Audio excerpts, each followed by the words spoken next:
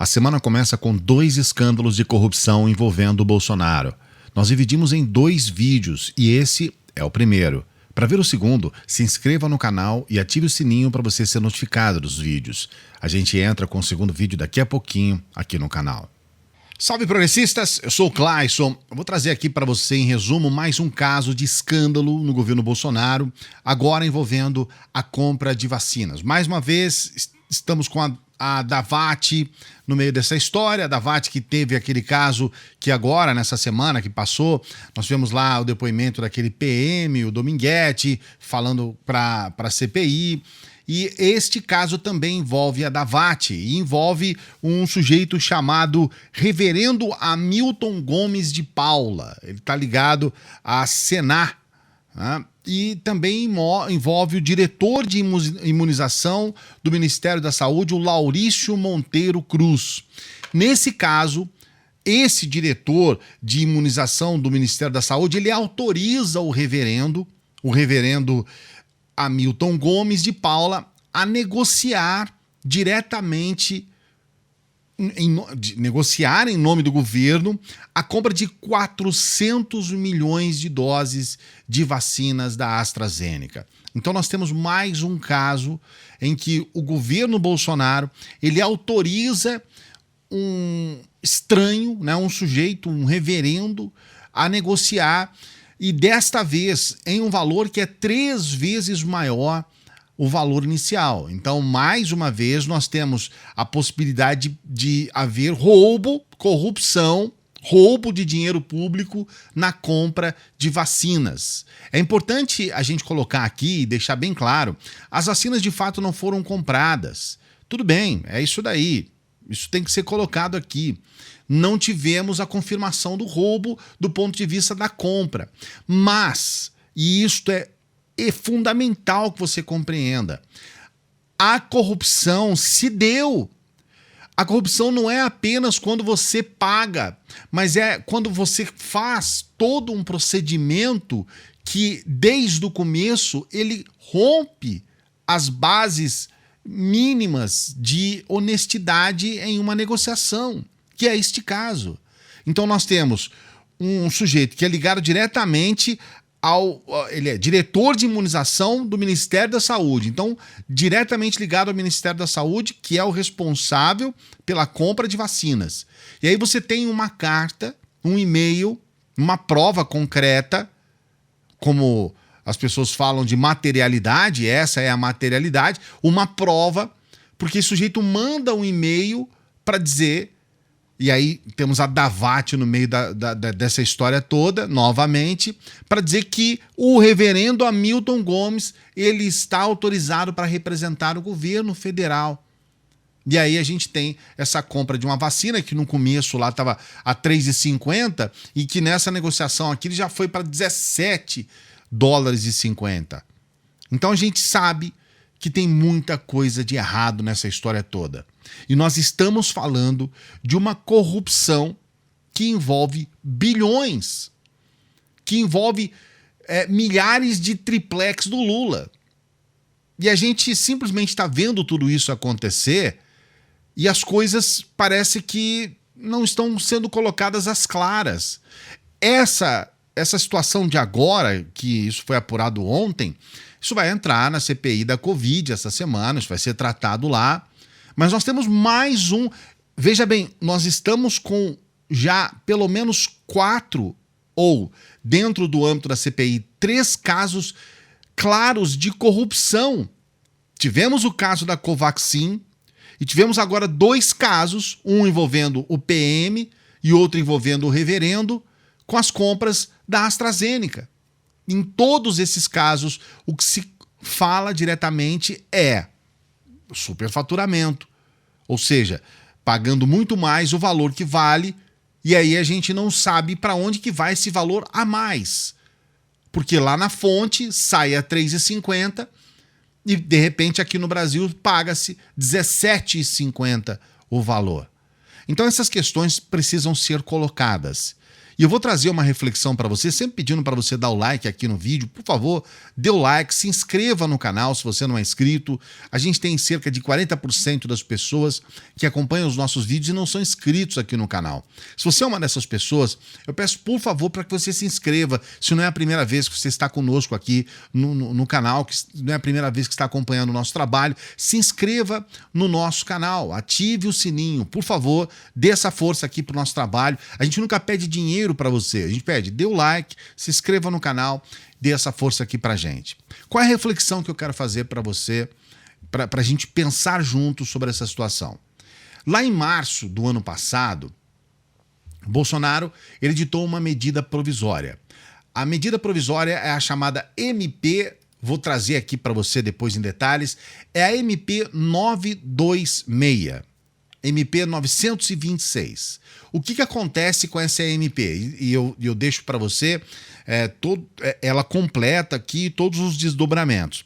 Nessa MP, lei feita pelo Bolsonaro, medida provisória que saiu do gabinete do Bolsonaro, assinado pelo Bolsonaro. Ali houve uma flexibilização de regras de licitações para enfrentar a pandemia.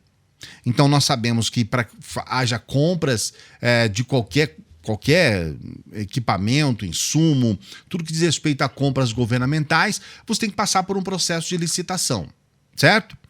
Nessa MP do Bolsonaro, dentre muitas outras questões colocadas lá, a principal foi a flexibilização de regras de licitações.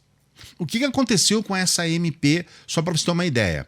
Ali também estavam incluídas as ações do governo Bolsonaro na pandemia com relação a lockdown, não havia esse termo, mas vamos colocar restrições, então, nesse sentido. Restrições de uma maneira geral, como que seria o comportamento do governo em relação à pandemia. Essa MP, ela precisou chegar até o STF porque o Bolsonaro tinha colocado questões ali que são inconstitucionais. Então o Supremo Tribunal Superior, ele trata exatamente disso. Quando se infringe a Constituição, o STF é o guardião da Constituição. Então, normalmente há uma ação, essa ação pode ser feita por qualquer pessoa, mas normalmente existem pessoas constituídas nesse sentido, e aí eles fazem uma ação para dizer, olha, nesse caso específico, olha, o Bolsonaro ele editou uma medida provisória aí e tem questões ali que ele está querendo tratar sobre isolamento, sobre restrição, sobre lockdown em estados e municípios, e quem pode tratar sobre isso com relação a isolamento, restrição em território, é o estado ou o município. Então é inconstitucional. O Bolsonaro está editando essa medida e isso é inconstitucional. Estas ações ligadas à pandemia, elas devem ser estendidas a estados e municípios. No STF, naquela ocasião, e veja bem, é importante deixar claro aqui, isso foi levado ao STF um tempo depois da edição da medida provisória. Porque o Bolsonaro foi lá e colocou a medida provisória e falou, bom, vamos tomar iniciativas agora. Só que não tomou iniciativa nenhuma, zero. Zero. As pessoas estavam morrendo, estados e municípios vendo que haveria o colapso da rede de saúde, como de fato aconteceu, e o Bolsonaro sem fazer absolutamente nada. Na verdade, ele tomou essa providência, digamos assim, de editar uma medida provisória para que ninguém fizesse nada. Para que ele pudesse segurar as ações. Não para poder fazer as ações. Porque depois ficou comprovado, e agora mais do que nunca, que ele é contra as medidas de restrição. Ele se coloca diariamente contra. E aí ele diz, eu não fechei ninguém, eu não prejudiquei ninguém, e coisas assim.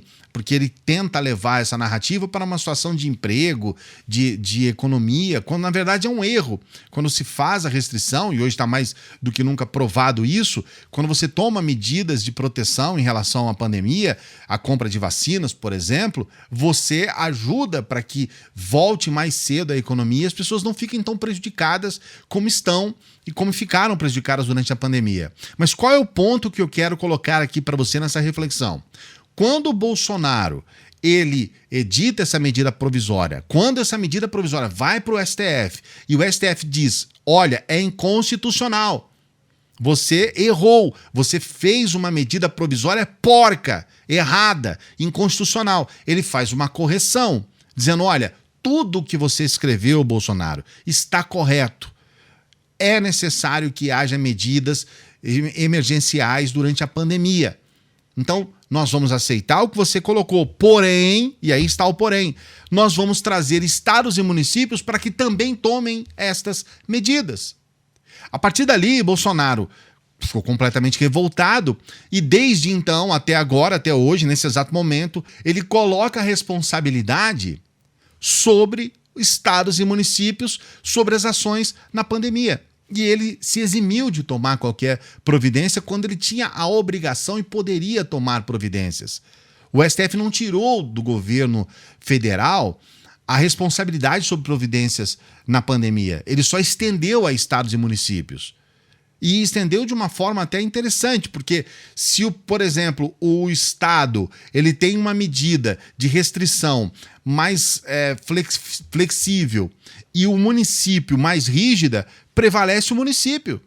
A grande verdade é que hoje, mais do que nunca, fica claro, e pode ser aqui uma conclusão que você pode discordar, e se você discordar, você coloca o seu comentário aqui, mas fica claro para mim que o Bolsonaro só ficou nervoso com relação a essa ação do STF porque é ele que queria roubar.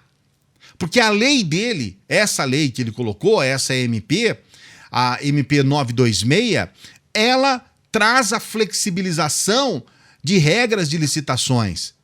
E parece que é só o Bolsonaro que queria essa flexibilização. Para que ele pudesse roubar, para que o governo dele pudesse roubar. Porque esta mesma lei do Bolsonaro proporcionou para que alguns municípios e alguns estados roubassem. Mas é uma lei dele, ele que escreveu essa lei. E agora a gente está percebendo que essas flexibilizações, elas estão sendo usadas a rodo pelo Bolsonaro, nas compras, pelo governo Bolsonaro, nas compras de vacinas. Ou seja, dane-se.